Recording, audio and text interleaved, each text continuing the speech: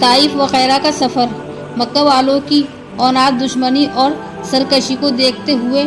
حضور رحمت عالم صلی اللہ تعالیٰ علیہ وسلم کو ان لوگوں کے ایمان لانے سے مایوسی نظر آئی تو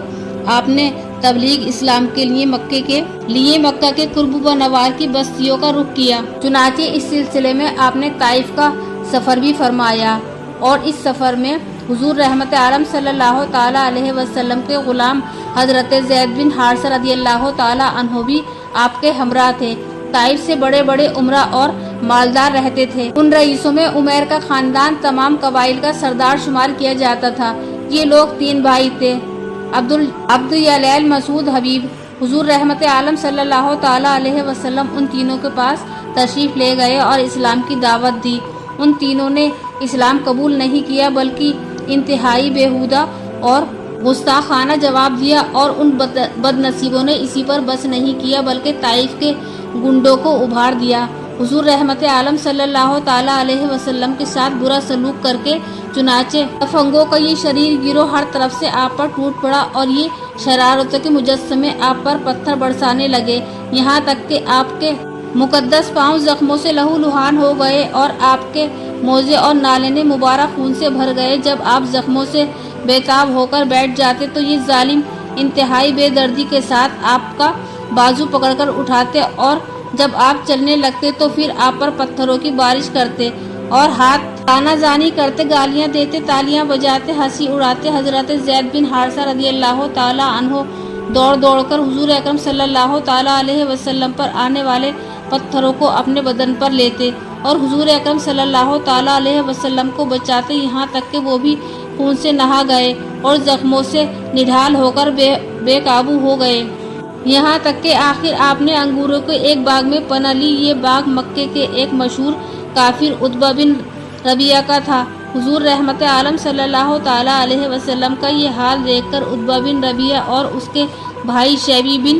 ربیعہ کو آپ پر رحم آ گیا، اور کافر ہونے کے باوجود خاندانی حمایت نے جوش مارا۔ چنانچہ ان دونوں کافروں نے حضور رحمت عالم صلی اللہ تعالیٰ علیہ وسلم کو اپنے باغ میں ٹھہرایا اور اپنے نصرانی غلام عداس کے ہاتھ سے آپ کی خدمت میں انگور کا ایک گوشہ بھیجا۔ حضور رحمت عالم صلی اللہ تعالیٰ علیہ وسلم نے بسم اللہ پڑھ کر گوشے کو ہاتھ لگایا تو عداس تعجب سے کہنے لگا کہ اس اطراف کے لوگ تو یہ کلمہ نہیں پڑھتے۔ حضور رحمت عالم صلی اللہ تعالیٰ علیہ وسلم نے اس سے دریافت فرمایا کہ تمہارا وطن کہاں ہے؟ عداس نے کہا کہ میں شہر نینوا کا رہنے والا ہوں۔ آپ نے فرمایا کہ وہ حضرت یونس بن متہ کا شہر ہے، وہ بھی میری طرح خدا کے پیغمبر تھے۔ یہ سن کر عداس آپ کے ہاتھ پاؤں چومنے لگا اور فوراً ہی آپ کا کلمہ پڑھ کر مسلمان ہو گیا۔ اسی فسنہ میں جب مقام نخلہ میں تشریف فرما ہوئے اور رات کو نماز تہجد میں قرآن مجید پڑھ رہے تھے تو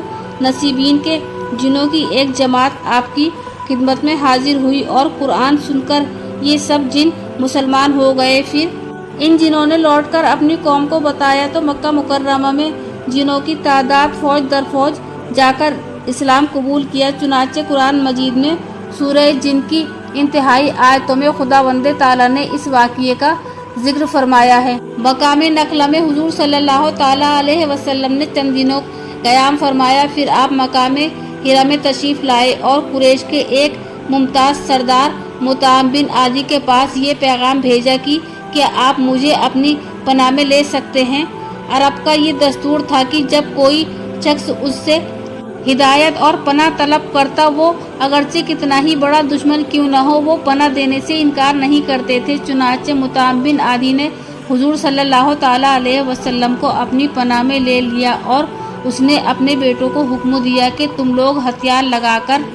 حرم میں جاؤ، اور مطعم بن عدی خود گھوڑے پر سوار ہو کر گیا اور حضور صلی اللہ تعالیٰ علیہ وسلم کو اپنے ساتھ مکہ لایا اور حرمین کعبے میں اپنے ساتھ لے گیا اور مجمع عام میں اعلان کر دیا کہ میں نے محمد صلی اللہ تعالیٰ علیہ وسلم کو پناہ دی ہے۔ اس کے بعد حضور صلی اللہ تعالیٰ علیہ وسلم نے اطمینان کے ساتھ حجر اسود کو بوسہ دیا اور کعبے کا طواف کر کے حرم میں نماز ادا کی، اور مطعم بن عدی اور اس کے بیٹوں نے تلواروں کے سائے میں آپ کو آپ کے دولت خانے تک پہنچا دیا۔ اس سفر کے مدتوں بعد ایک مرتبہ ام المومنین عائشہ صدیقہ رضی اللہ تعالی عنہا نے حضور اکرم صلی اللہ تعالی علیہ وسلم سے دریافت کیا، یا رسول اللہ، کیا جنگ احد کے دنوں سے بھی زیادہ سخت کوئی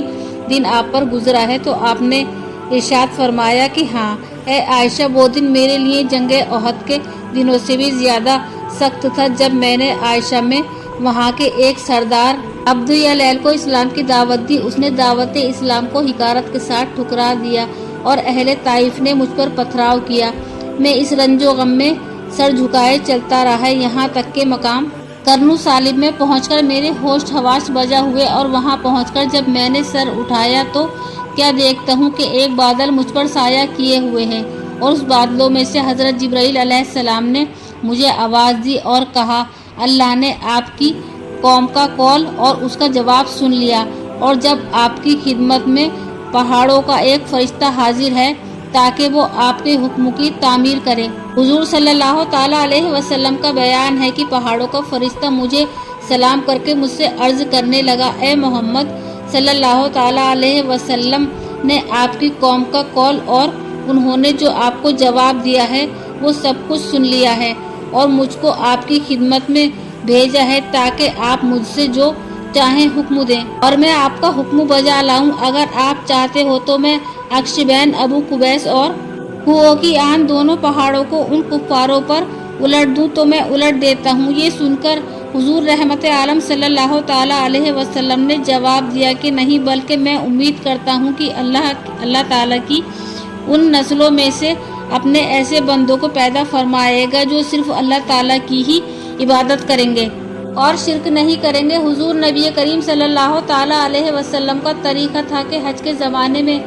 جب دور دور کے عربی قبائل مکے میں جمع ہوتے تھے تو حضور رحمت عالم صلی اللہ تعالی علیہ وسلم تمام قبائل میں دورہ فرما کر لوگوں کو اسلام کی دعوت دیتے تھے۔ اسی طرح عرب میں جا بجا بہت سے میلے لگتے تھے جس میں دور دراز کے قبائل عرب میں جمع ہوتے تھے، ان لوگوں میں بھی آپ تبلیغ اسلام کے لیے تشریف لے جایا کرتے تھے۔ چنانچہ عکاس مجنہ ذوالمجاز کے بڑے بڑے میلوں میں آپ نے قبائل عرب کے سامنے دعوت اسلام پیش فرمایا۔ عرب کے قبائل بنو عامر، محارب، فزارہ، غسان، مرہ،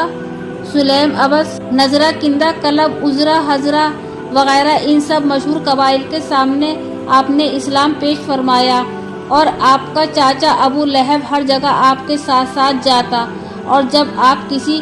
قبیلے کے سامنے واز فرماتے تو ابو لہب چلا چلا کر یہ کہتا کہ یہ دین سے پھر گیا ہے، یہ جھوٹ کہتا ہے۔ قبیلہ بنو حزل بن شیبان کے پاس جب آپ تشریف لے گئے تو حضرت ابو بکر صدیق رضی اللہ تعالی عنہ آپ کے ساتھ تھے، اور اس قبیلے کا سردار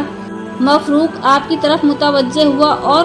اس نے کہا کہ اے قریشی برادر، آپ لوگوں کے سامنے کون سا دین پیش کر رہے ہیں؟ آپ نے فرمایا کہ خدا ایک ہے اور میں اس کا رسول ہوں۔ پھر آپ نے سورہ عمران کی چند آیتیں تلاوت فرمائی۔ یہ لوگ سب آپ کی تقریر اور قرآنی آیتوں کی